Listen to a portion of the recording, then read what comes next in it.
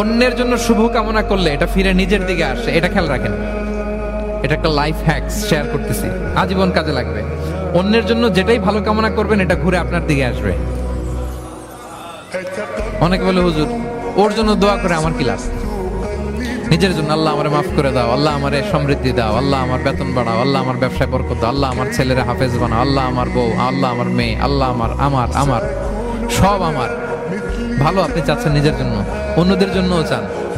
আল্লাহ আমার সব ভাইদেরকে মাফ করো, আল্লাহ আল্লাহ আমার গোটা মুসলিম উম্মাকে তুমি বরকত দাও, কল্যাণ দাও, নেতৃত্বে আসার তৌফিক দাও, আল্লাহ সবাইকে সুস্বাস্থ্য দাও।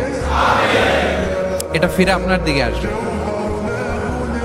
অন্যের জন্য শুভকামনা বহুগুণ বৃদ্ধি হয়ে নিজের দিকে রিটার্ন করে। বিষ্ণু সাল্লাল্লাহু এটাই বলেছেন, মা মিন আবদিন মুসলিমিন ইয়াদউ লিআখিহি বিযাহরিল গায়বি ইল্লা ক্বালা লাহুল মালাকু ওয়া লাকা বিমিসলিন।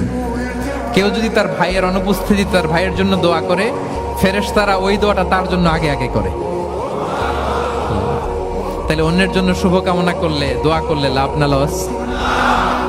ধরেন আমি মোশাররফ ভাইয়ের জন্য দোয়া করলাম যে আল্লাহ মোশাররফ ভাইকে তুমি সুস্থ করে দাও, তখন ফেরেশতারা বলে আল্লাহ যিনি দোয়া করতেছে তার যদি কোনো রোগ বালাই থাকে আগে তারে সুস্থ করে দাও। ধরেন আমি বেলায়েত ভাইয়ের জন্য দোয়া করতেছি, আল্লাহ বেলায়েত ভাইয়ের এই সমস্যা আল্লাহ তুমি দূর করে দাও, ফেরেশতারা বলবে আল্লাহ যিনি দোয়া করতেছে তার যদি এই সমস্যা থাকে আগে তারে এটা দূর করে দাও।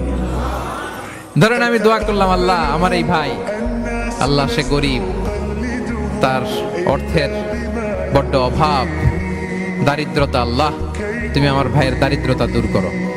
ফেরেশতারা বলে ওয়ালাকা বিমিসলিন, তোমার জন্য এটা, মানে আল্লাহ যিনি দোয়া করতেছে তার যদি অর্থের প্রয়োজন থাকে আগে তার